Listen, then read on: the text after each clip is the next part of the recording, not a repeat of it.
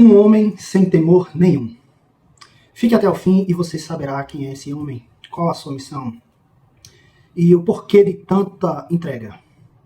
Bem, lendo Atos dos Apóstolos, o capítulo número 15 é finalizado com uma briga entre dois amigos viscerais, de entranhas, Paulo e Barnabé. Quando Paulo é salvo pelo Senhor Jesus Cristo, Barnabé é quem introduz ele dentro da igreja, pois ali todo mundo estava com medo de Paulo. Todavia, por causa de Marcos, eles se desentendem e se separam.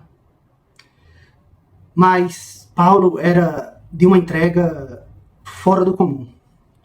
Era de uma entrega de outra dimensão. Ele sofre esse abalo em sua equipe missionária, mas ele segue em frente. Pega Timóteo e parte ali. E no meio dessa jornada, dessa segunda viagem missionária, fica claríssimo, que ele enfrenta dificuldades do começo ao fim. E ele vai pregar na Ásia e o Espírito Santo não deixa. Vai pregar na Bitínia também, o Espírito do Senhor não permite. E Paulo, junto com sua equipe missionária, fica um tempo perdido. E as coisas não são como hoje. Hoje que tem ônibus, avião, a locomoção é muito mais simples do que naquela época. Eles passaram muito tempo sofrendo, perdidos. Até que, em Atos 16, verso 9 em diante, Paulo tem uma visão de um homem macedônico chamando ele da Macedônia. E ele, naquele instante, já parte em direção à Macedônia e à região ali de Filipos. Em primeiro lugar, não é porque uma coisa está difícil ou está dando errado que não seja de Deus. Temos que parar para pensar sobre isso. Não é porque, assim, o começo de uma coisa é difícil, como uma igreja, ou talvez até um relacionamento, significa dizer que não é de Deus. Primeiro ponto. Segundo ponto, ao saber a vontade de Deus, nós temos que obedecê-la de prontidão, sem esperar. É o que Paulo faz, tem a visão e vai para a primeira igreja plantada na Europa, em Filipos. Ao chegar lá, meio que perdido também, procura uma sinagoga, não tem, procura um lugar de oração e acha, e prega ali.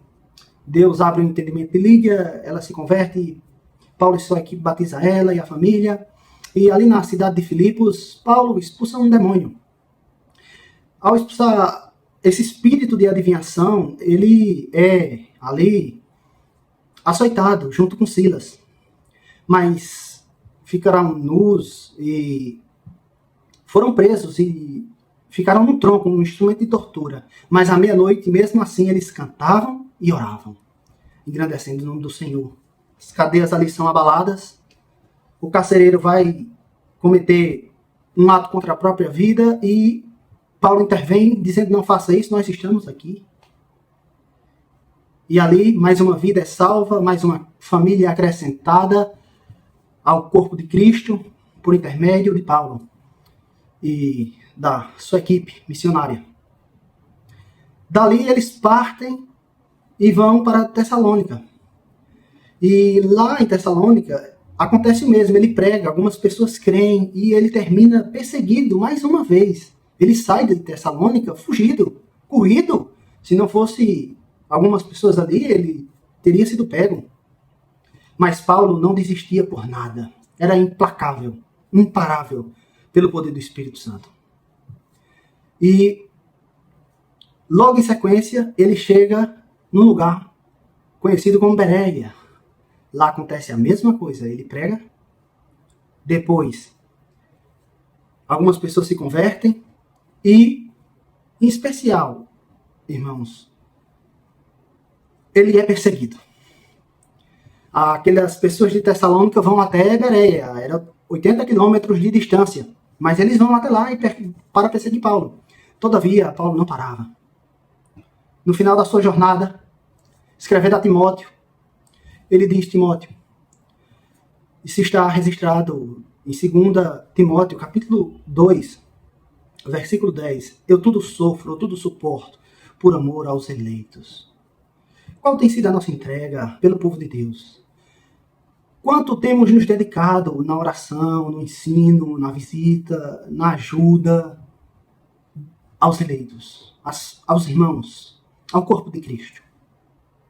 Bem, nesses dias de frieza, de apatia, de indiferença, Paulo, acima de tudo Cristo, mas Paulo, como um ser humano, como nós, meramente humano, é um espelho de entrega, de abnegação e de dedicação à vontade de Deus. Que a gente venha a sofrer, suportar todas as aflições por amor aos escolhidos, para a glória de Deus.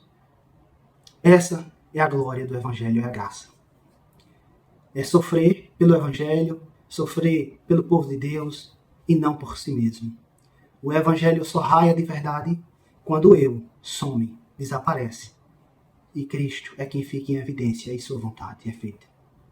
Que Deus abençoe a todos, em nome de Jesus.